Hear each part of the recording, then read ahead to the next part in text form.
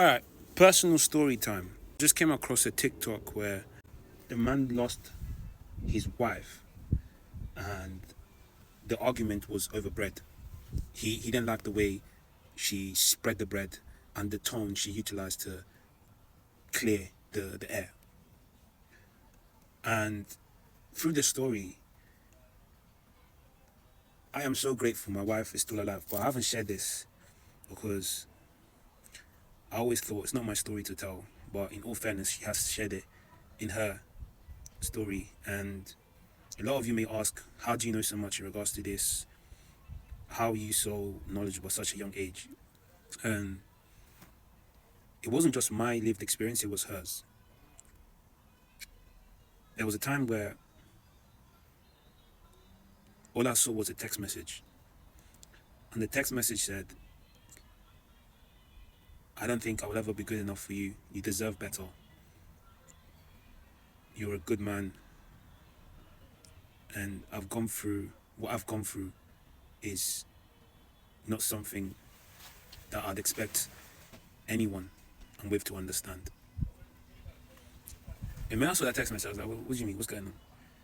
And well, what was really happening is my wife was ready to call it quits. And I remember at the time I was running this logistic business. So I was in my van. I think it was in Clapham. I parked up the van, jumped out straight.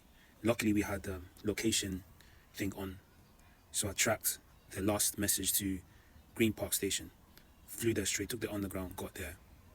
And I just started looking around, hopelessly. And I remember literally being at the brink of giving up. And then I see her. And I didn't care about any of it. I didn't care about the fact that she wasn't dedicated to grow like I was. I didn't care that she wasn't this perfect human being that I have imagined.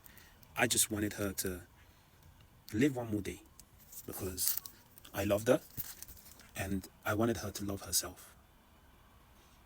So I see her and I hugged her, and police was there, and she were able to walk home.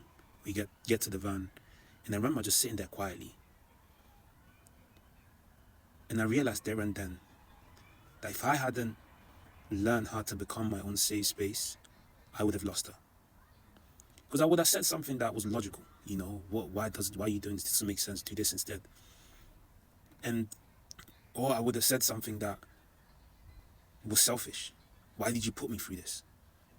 But there and then I understood that it wasn't about me. It was about her. I know I can look you guys straight in the eyes, right? But I have to relive the moment. And I said a few things. And I contained. I used silence to contain the space I was in. And I said a few words, and one of the few words I said were, how about we get curious about what the future looks like? And we grow old together and we see. Let's just get curious. Let's just see what happens. Let's not overthink it, do the most. Let's just see what happens. And as I read this story today, on a random, honestly, I wasn't even expecting to post this. I just felt like convicted to share it because as I saw that, it wasn't even someone sharing it. It was someone writing about it. It could have been AI for who, crying out loud. But the story was too real for that to be the case. The story was too accurate. It was the argument. It was the fact that it took you 5-6 days to work through it. And your pride said, no. I'm not going to let her prettiness get in the way of me getting what's mine. I'm in the right here. She's in the wrong. And she needs to submit to me. If she doesn't submit, then that's just not good enough for me. And I find it sad that as human beings, sometimes it takes us losing someone to appreciate the fact that what we have is special. You're in a relationship, you have gold right now. And your inability to contain not just your emotion, but hers, is like driving a car with no insurance. It may feel great, but if you crash, you have an argument, and you don't have insurance, you're going to wish you just paid that, whatever the cost was. Because whatever you're paying now is way worse than anything. And I need you to understand that the reason why I'm sharing this story is because I didn't learn all of this because I was curious about this. No, no, no, no, no. I needed to figure this out for myself. And part of the stories I hear,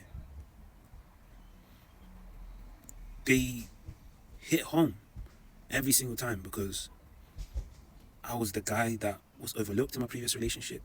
And I was the guy that had to learn how to contain and protect my wife emotionally in my current relationship. And had I not learned that, I would have lost her. So please understand that I'm not calling you guys out because I think what you guys are doing is shameful. You should know how to do this and you should. No. I'm just like you guys. I'm passionate about learning, but I'm passionate about learning because I know what the pain of not learning is costing me. I know that if I don't get my head around this thing, my daughter's gonna come to me one day and I'm gonna have questions that I don't have an answer to. So I have to learn. So that when that day comes, I can say as much as I can.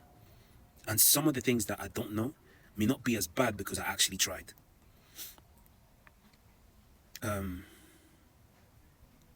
What is the moral of the story? Being reactive will destroy you. Being reactive is what's going to make you feel useless. And your pride is what's keeping you reactive. Stop pretending you know and figure out how to make this work, because by the time you figure it out, because of one pain or the other, it'll be too late. Don't let your pride destroy your relationship.